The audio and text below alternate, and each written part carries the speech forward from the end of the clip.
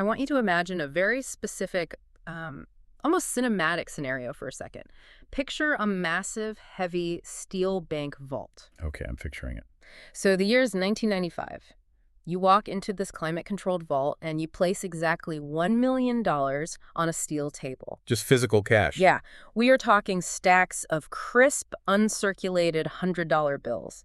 You lock the heavy steel door, you spin the mechanical dial, and you just, walk away. And you leave it there. Right. Now, I want you to fast forward to today. You walk back into that exact same bank, you spin the dial, you open that same heavy door, and you pull out those exact same stacks of bills. The physical paper is totally identical. Exactly identical. The ink hasn't faded. The numerical value printed in the corners of that paper has not changed by a single microscopic cent. You still have $1 million. Yeah. But the mathematical reality of your life has radically shifted because the purchasing power of those physical bills has been completely violently slashed in half. The physical paper survived the 30-year journey, but the economic energy that was stored inside that paper simply evaporated into thin air while it was sitting in the dark. It's wild to think about. It is. It's a perfect illustration of the illusion of absolute wealth. The money didn't change at all, but the entire world outside the vault mutated. And this brings us to the core mission of our deep dive into the data today. Because for decades, $1 million was the unquestioned ultimate finish line of the American dream. Oh, for sure. It wasn't just a number, it was like a cultural artifact. I mean, it was plastered on the covers of every financial magazine at the grocery checkout lane. It was the default success setting on every single retirement calculator. Right. It was the punchline of every late-night wealth-building infomercial. The cultural message we were all fed from our parents, from the media, from the financial industry itself was incredibly simple. Save $1 million. Save $1 million, clock out at 65, retire comfortably, and spend the rest of your life playing golf and enjoying absolute financial freedom. The problem we are analyzing today is not that $1 million is somehow a small amount of money. Right, we aren't saying that at all. No, we need to establish a very clear analytical framework right out of the gate here. Accumulating $1 million in liquid or investable assets remains an extraordinary, difficult, and statistically rare achievement. It's huge. If you have done it, or if you were on the path to doing it, you are in a very unique financial tier. The issue is not the achievement itself. So what is the issue?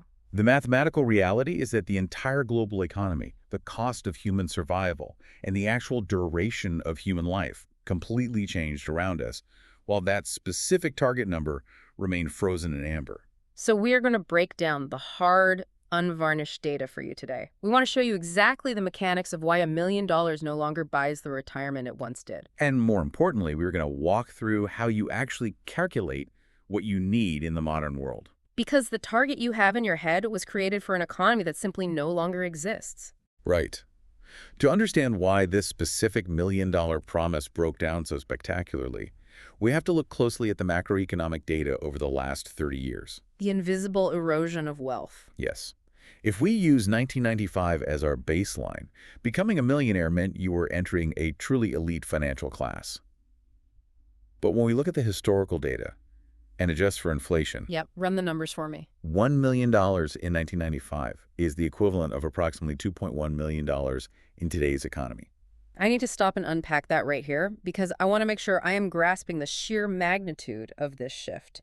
And I want to make sure you, listening to this, are internalizing it. That's a massive adjustment. We are saying that someone who retired in the mid-90s essentially had double the buying power we do today, holding the exact same portfolio size. Yes.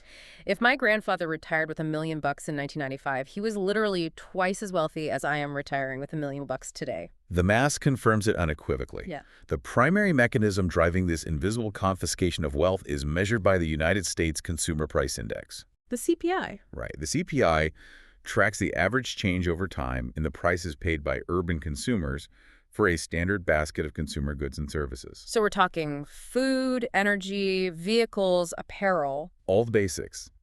Because that index has more than doubled since the mid-1990s, every single dollar sitting in a bank account has gradually, relentlessly lost its utility. Yeah. The prices for those standard goods increase year after year, diluting the power of the currency. Which is exactly why locking the money in the vault is such a deceptive mental image. The pile of money didn't physically shrink. The world simply became twice as heavy to lift. That's a good way to put it. But here's what I don't understand and what I push back on when I read these inflation reports. Why does this catch so many incredibly smart people off guard? Wow. Like, if things are getting twice as expensive, shouldn't we notice the fire while we are in the house? Because inflation rarely feels dramatic in the moment. It is engineered, by its very nature, to operate at a slow, creeping pace. Yeah, it's not an overnight shock. A sudden 50% price spike causes riots. A 3% annual increase causes, minor grumbling. It is the classic boiling frog scenario. Right. You see a slight increase in the cost of a gallon of milk, a tiny bump in your monthly utility bill, a few extra dollars for a haircut. Just a few bucks here and there. Year after year, every dollar quietly loses just a fraction of a cent of its utility. The human brain is just not wired to easily calculate compounding percentages over 30-year horizons. We just adapt to it. We do.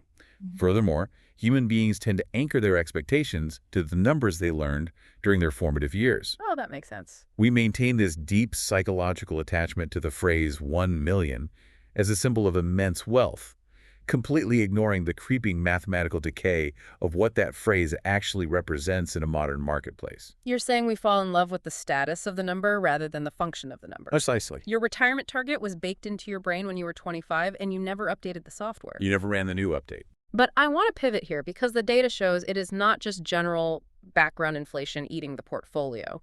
We aren't just talking about milk and haircuts. No, the big-ticket items are much worse. The specific items that retirees are mathematically forced to spend the most money on have exploded in cost far beyond the general baseline rate of inflation. Let's look at the housing crisis for retirees. This is a huge factor. When I saw the real estate data in our sources, it entirely reframed how I view the transition out of the workforce. Housing is the foundation of the entire retirement equation. The real estate data paints a very stark picture of why the 1990s models fail so aggressively today. Give me the baseline. Let's look at it.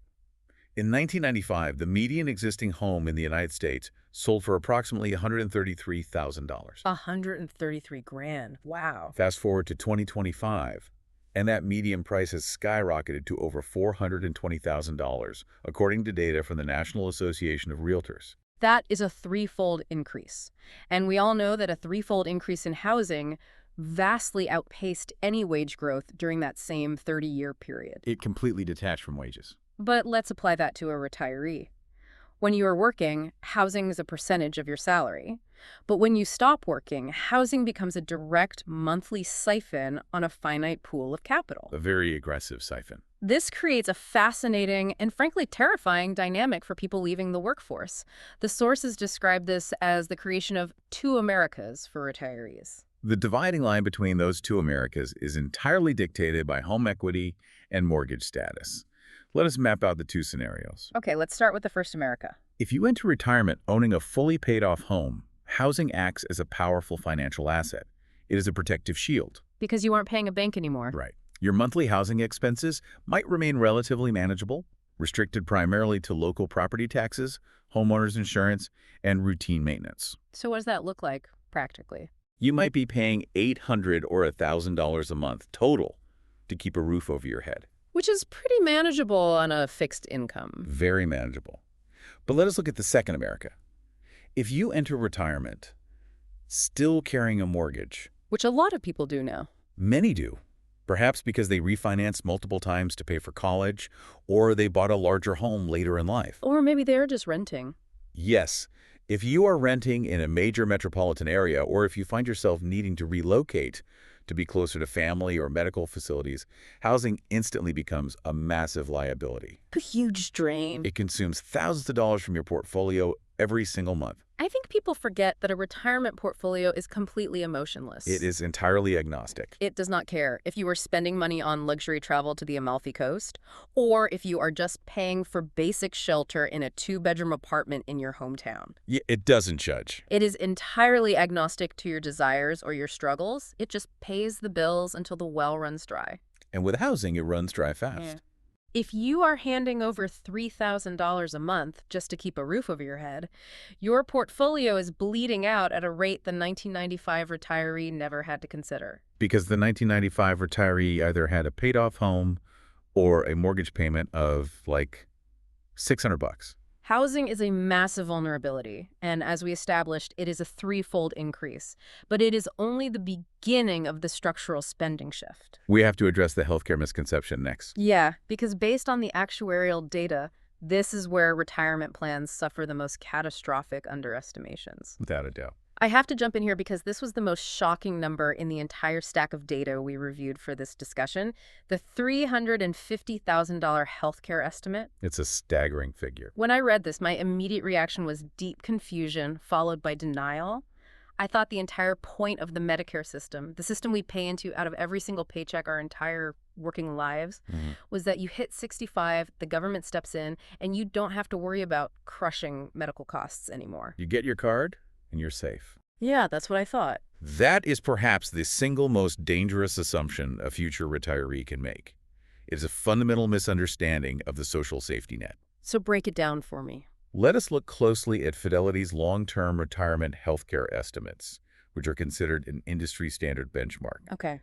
They project that an average 65-year-old retired couple may need approximately $350,000 saved solely and exclusively for healthcare expenses during their retirement years. Wait, stop right there. $350,000.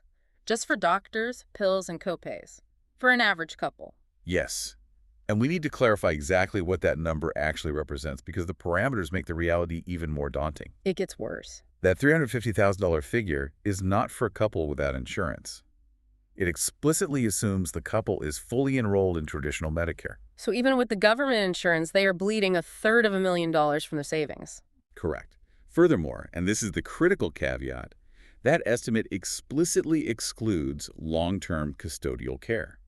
Let me make sure I understand custodial care. You mean nursing homes? Nursing homes, memory care facilities for Alzheimer's or dementia, or dedicated in-home assistance for daily living activities like bathing and eating. Medicare doesn't cover that. Medicare does not pay for long-term custodial care.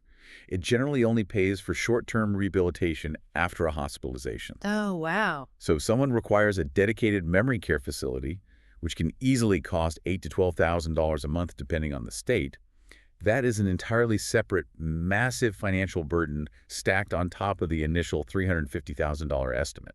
I'm doing the math in my head here. How does a normal, reasonably healthy couple on Medicare end up spending $350,000 on baseline health care over 20 or 25 years? Walk me through the ledger. The hidden costs accumulate relentlessly through a complex web of premiums, gaps, and exclusions. Okay, let's hear the mechanics. Medicare does not eliminate healthcare expenses. It merely subsidizes specific types of acute and preventive care. First, retirees are still responsible for Part B premiums. Which are deducted directly from their Social Security checks, right? Yes. Then, because traditional Medicare generally covers only 80% of approved costs, retirees typically purchase supplemental Medigap policies to cover the remaining 20%. And those cost money. Those require monthly premiums. Then they need Part D plans for prescription drugs, another premium. So before you even get sick, before you even see a doctor, you are paying hundreds of dollars a month just in subscription fees to maintain the insurance architecture. Exactly. And then you face the deductibles, you have copays for specific prescription drugs, and finally you have the critical routine services that traditional Medicare often does not cover comprehensively or sometimes at all. Like what? Dental care is a massive out-of-pocket expense. A single dental implant can cost thousands of dollars. Yeah, dental is brutal. Vision treatment, prescription glasses, hearing aids, which can easily run $4,000 to $6,000 a pair, and various out-of-pocket medical devices are all heavily reliant on the retiree's personal portfolio. And the cruel irony is that as we age, our bodies naturally require more maintenance. Healthcare spending generally rises as the years go on. It doesn't fall. No, it accelerates. You don't spend less on doctors at 85 than you did at 65. A single unexpected illness, a chronic condition requiring an expensive specialty medication, or a severe physical injury can permanently derail a portfolio. It absolutely can. I'm realizing that you could be the most diligent saver in the world. You could have your housing situation perfectly dialed in, living in a paid-off home with low taxes. But if your health fails, or your spouse's health fails, your entire financial plan can collapse overnight. The portfolio is essentially self-insuring against biological decay. Which brings us to the invisible pressure compounding both the housing crisis and the healthcare crisis. The ultimate multiplier, right? Longevity. Yes, the time factor. You are paying 3 times as much for a house. You are paying hundreds of thousands of dollars for healthcare. But the most severe, persistent stress on your portfolio is the sheer amount of time you are statistically required to sustain those payments.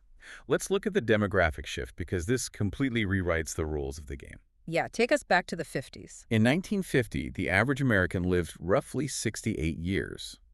Think about that strictly in the context of the traditional retirement age of 65. Okay, so if you retired at 65 in the 1950s, you were essentially funding a 3-year break. Maybe 5 years if you were lucky. You got your gold watch, you spent a few years with the grandkids, and the math was relatively simple because the timeline was so incredibly condensed. But today, the landscape is entirely different. A healthy 65-year-old leaving the workforce is highly likely to live into their late 80s or even their 90s. So we have to completely reframe how we view this phase of life.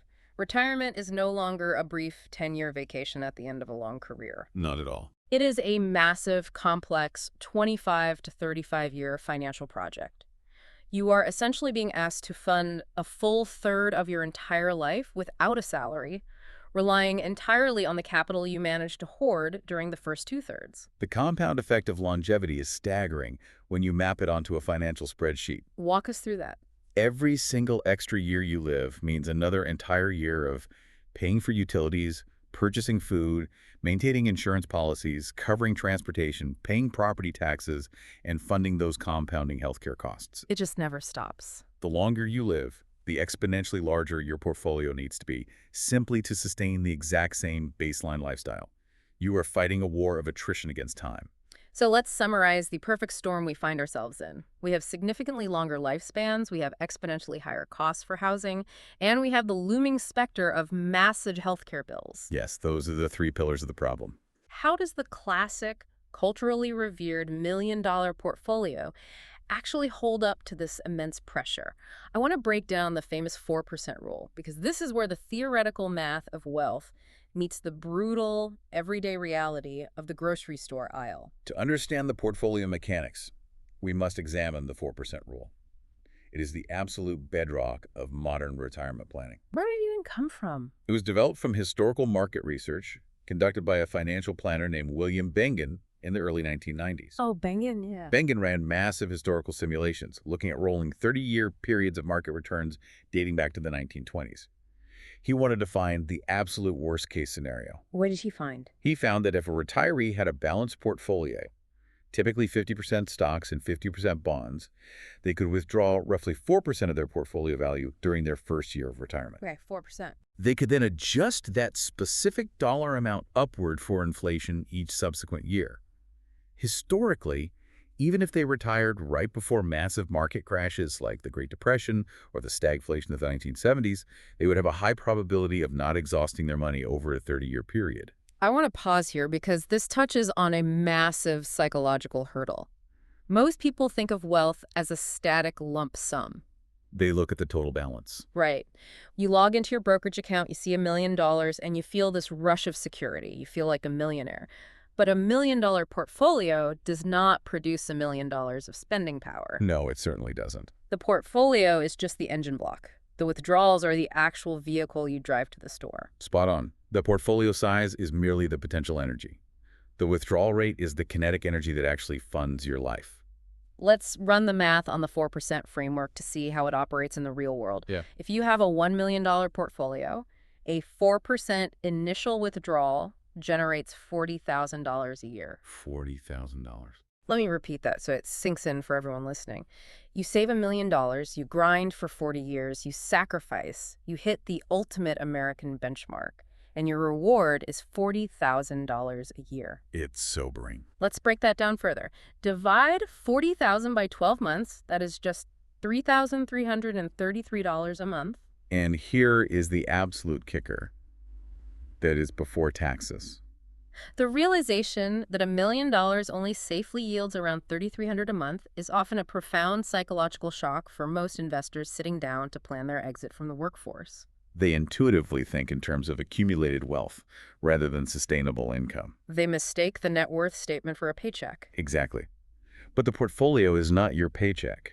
It is a delicate ecosystem that can only withstand a very specific rate of harvesting. Let's take that $3,300 a month and hold it up against modern expense data. It gets ugly fast. The average American household currently spends between $5,000 and $7,000 a month, depending heavily on their location, their debt levels, and their specific lifestyle. Even when you account for the fact that retirees often naturally reduce certain expenses. Like what? Well, they're no longer commuting daily, they aren't paying for dry cleaning, they aren't paying for childcare, and crucially, they're no longer redirecting a portion of their income into retirement savings accounts. Right, they aren't funding the 401k anymore. Right.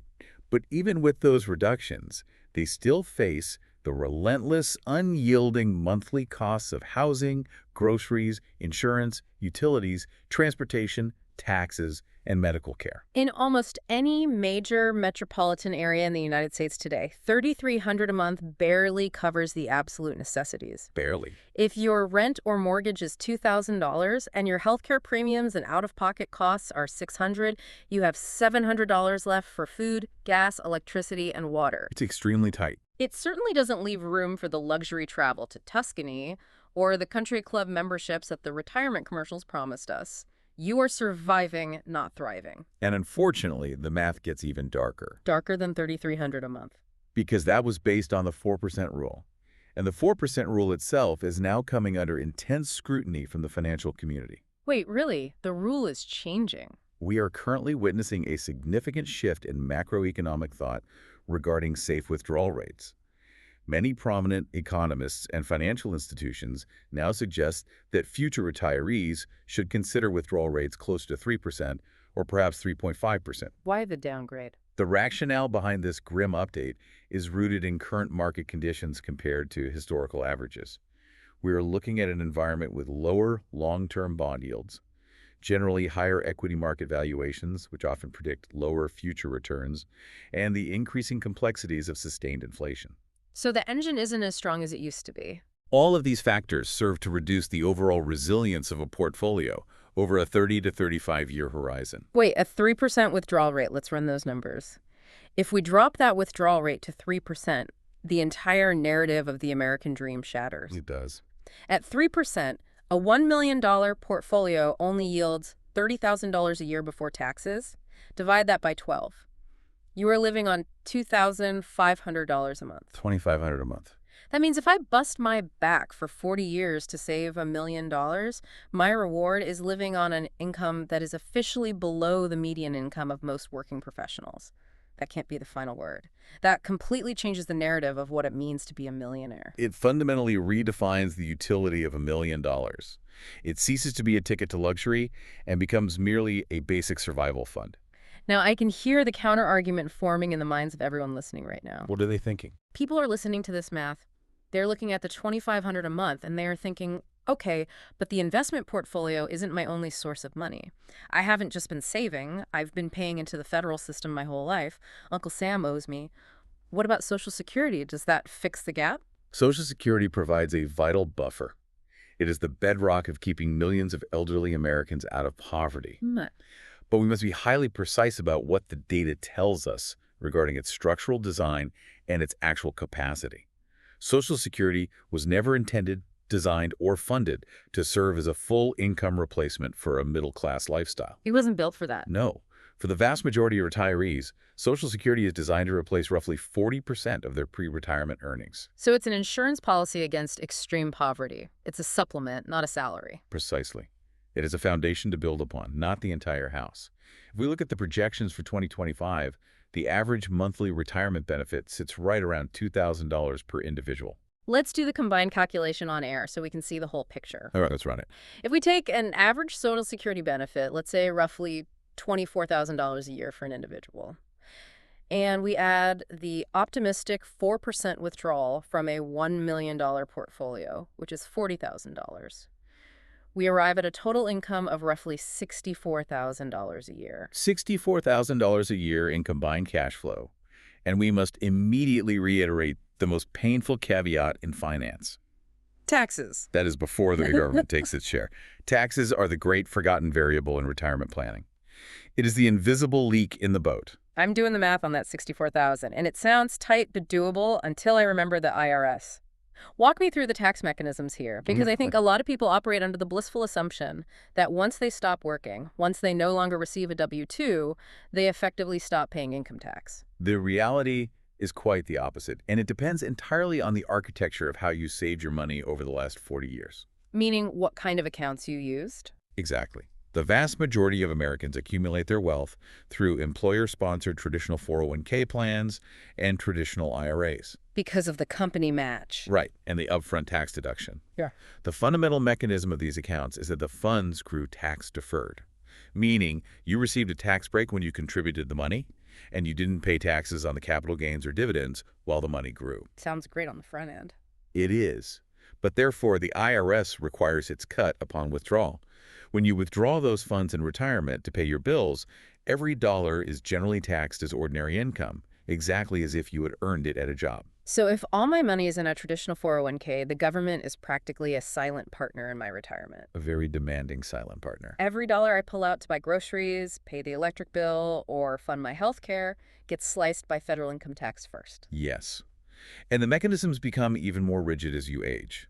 The tax code eventually mandates withdrawals through a mechanism known as required minimum distributions, or RMDs. What are those? Once you reach a certain age, currently around 73, the government forces you to withdraw a calculated percentage of your tax-deferred accounts every single year, whether you actually need the money for living expenses or not. Wait, they force you to take it out. What if the market is crashing and I want to leave the money alone to recover? What if I'm living frugally on my Social Security and I don't want to trigger a tax bill? The IRS does not care about market conditions or your frugal lifestyle. They have waited 40 years to tax that money, and RMDs ensure they collect. That's brutal. This forced withdrawal creates a mandatory taxable event. It can push you into higher tax brackets, and it can even trigger surcharges on your Medicare Part B premiums, a system known as IRMA, because your adjusted gross income artificially spikes. So your healthcare gets more expensive because the government forced you to take your own money out of your account. Precisely. And we cannot forget state income taxes, which further reduce your actual spending power depending on where you physically reside. The headline number sitting inside your brokerage account is practically never the actual amount of liquid cash that hits your checking account. Which perfectly highlights why geography is now one of the most critical variables in determining retirement success. It changes everything. Geography dictates your state income tax burden, your local property taxes, your housing costs, and your daily expenses for basic goods. We are looking at a geographic divide where $64,000 a year means two entirely different realities. The mathematics of geography are undeniable and often dictate the survival of the portfolio. Generating $64,000 a year in a place like rural Iowa or parts of the Sun Belt presents a completely different mathematical reality than generating $64,000 a year in San Francisco, California, or Manhattan. It's like a different currency. The exact same $1 million portfolio, withdrawing the exact same percentage, buys completely different lifestyles. The immense variations in local property taxes, local homeowners insurance premiums, state income taxes, and everyday living expenses like gas and groceries dictate the burn rate of the capital. This leads to a really profound realization. Portfolios do not fail because the total number was inherently wrong. $1 million isn't a bad number. No, it's a great number. Portfolios fail because the monthly expenses of the chosen lifestyle exceed the sustainable monthly income generated by the assets. It is a cash flow failure, not a net worth failure. I agree completely. It is a mismatch between the engine's output and the weight of the vehicle. And even if you manage to perfectly balance your budget. So you move to Iowa. Right, let's say you move to a low-cost area in Iowa. You pay off your home and you live incredibly modestly. There are still invisible macroeconomic forces constantly working to destabilize your math. Even if you are frugal. Even the most frugal retiree cannot escape sequence of returns risk. I want to spend significant time on this because sequence of returns risk is a concept that is rarely discussed at dinner parties, but it is absolutely devastating to the unaware investor. It is the silent killer of wealth. Explain the mechanics of market volatility when you are in the withdrawal phase versus the accumulation phase. Let us construct a detailed scenario to illustrate this mechanism, because the timing of market returns matter far more than the average of market returns. Yeah. Imagine two retirees, retiree A and retire B. Okay, A and B. Both individuals begin their retirement on the exact same day. Both start with exactly $1 million in a 50-50 portfolio. And over a 30-year period, both experience the exact same long-term average market return. Let's say 6% annualized. Okay, so on paper, their outcomes should be identical. Same money, same average return, same time frame. They should be, but the specific timing of when market volatility occurs alters the physics of their wealth. Let's look at retiree A. Retiree A experiences a major market crash, a 20% drop in the very first year of their retirement. Oh. Retiree B experiences a long, prosperous bull market early on and doesn't face a significant crash until much later, perhaps in year 15 of their retirement. Let me guess. Retiree A is in serious trouble. Their portfolio takes a massive hit right out of the gate, dropping to $800,000. It is worse than just a drop in paper value. Here's the critical mechanical difference between working and retiring. Retiree A is still forced to withdraw money to pay their living expenses while the market is down. Because they still have to eat. They still need that $40,000 to buy groceries and pay property taxes. By selling assets at depressed prices to generate cash, they are permanently locking in those market losses. They can't just wait it out. No. They are cannibalizing the very shares that would have eventually recovered and grown. Yeah. If you have $800,000 and you withdraw $40,000, your balance is now $760,000. Man, that hurts to hear. Your portfolio now has to generate a massive double-digit return the next year just to get back to the original million. I'm trying to visualize this because it sounds like just bad luck, but it's more systemic than that. Imagine your portfolio is an apple orchard. I like that analogy. While you're in your 30s and working, a terrible winter comes, a frost hits, and it kills off the fruit. It's a market crash. But you're working. You earn a salary. You buy your groceries with your W-2 income. You don't touch the trees. Spring eventually comes, the trees recover, they bloom again, no harm done.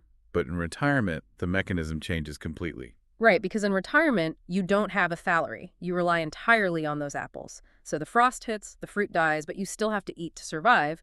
So what do? You cut down the trees. You go out to the orchard with a chainsaw, and you cut down a third of your actual trees just to sell the wood for firewood to buy food. And when the spring recovery finally arrives, you have fewer trees left to produce apples.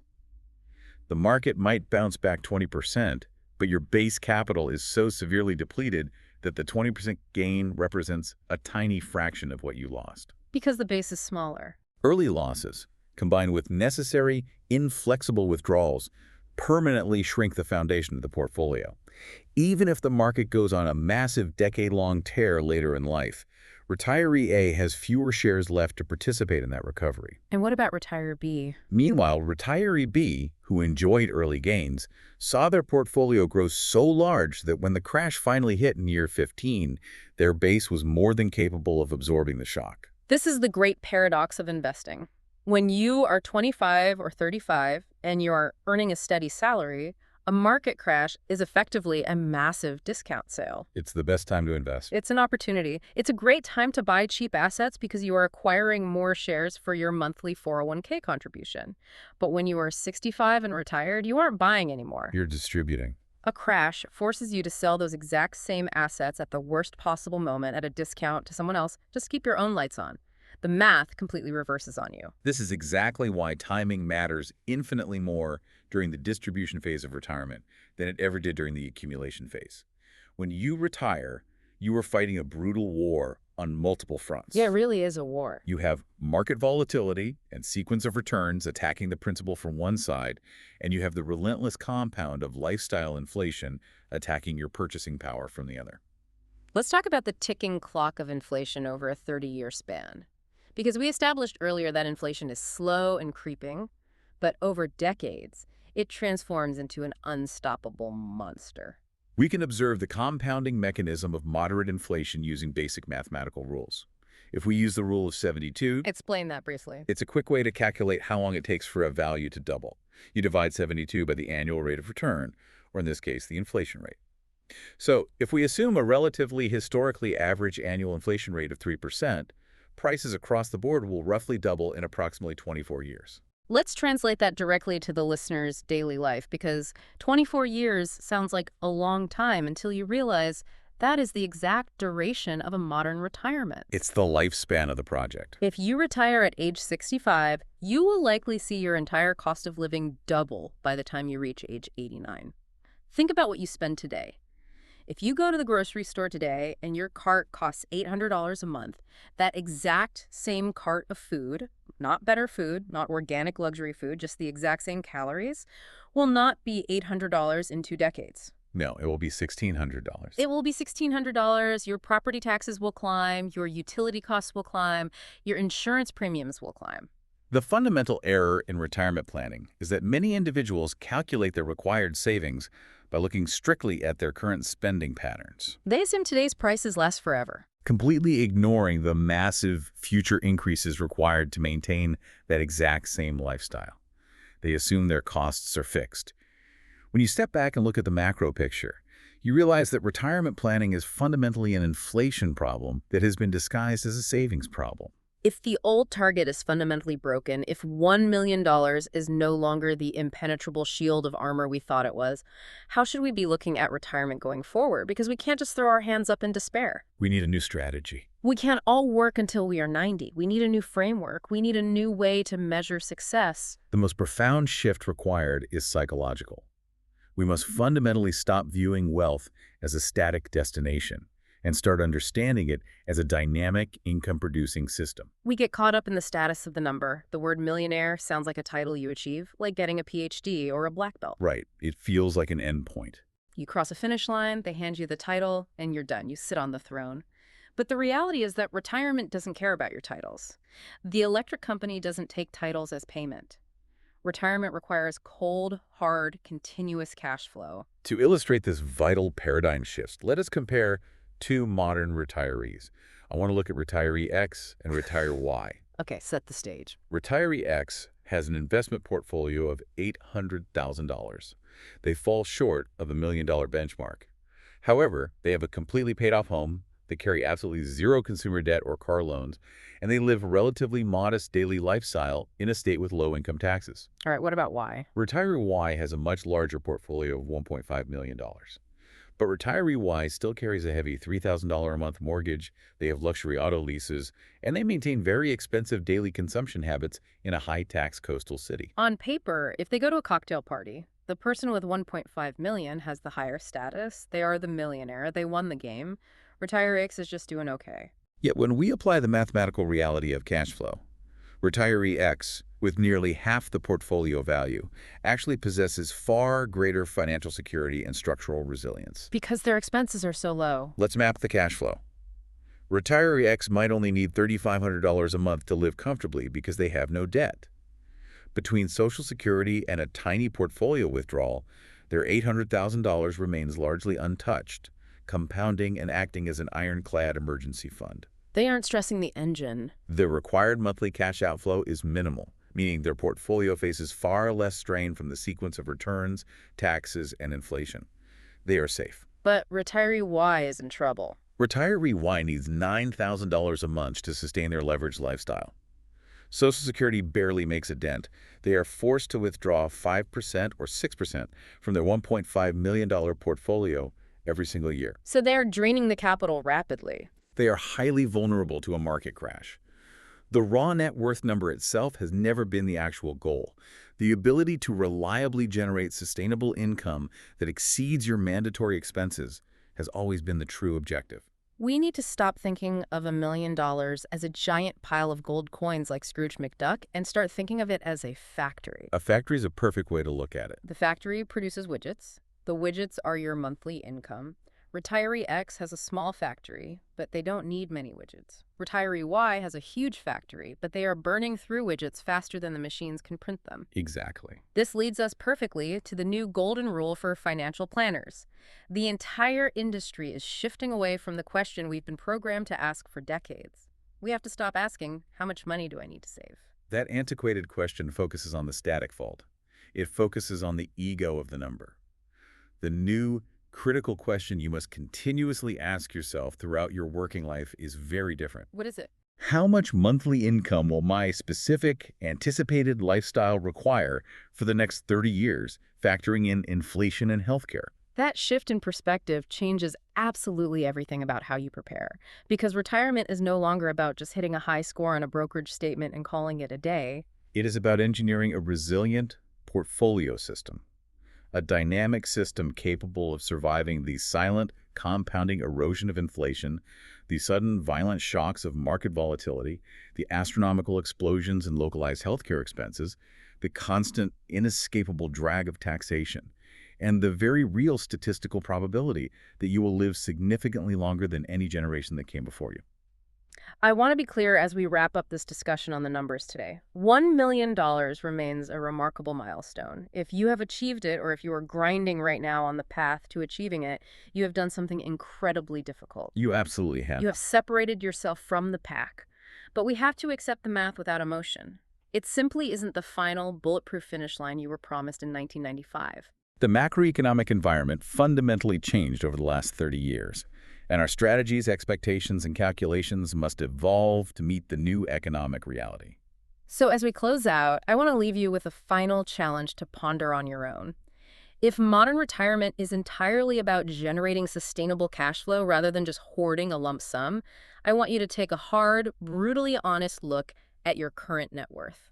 Look past the big number. Yeah, look at the number you've been so proud of. Look at the actual assets. How much of your perceived wealth is actually just trapped equity in a primary residence or tied up in illiquid assets that won't generate a single usable liquid dollar to pay your grocery bill 20 years from now? It's a tough question to ask. Because you can't eat your house. Map your cash flow, not your ego.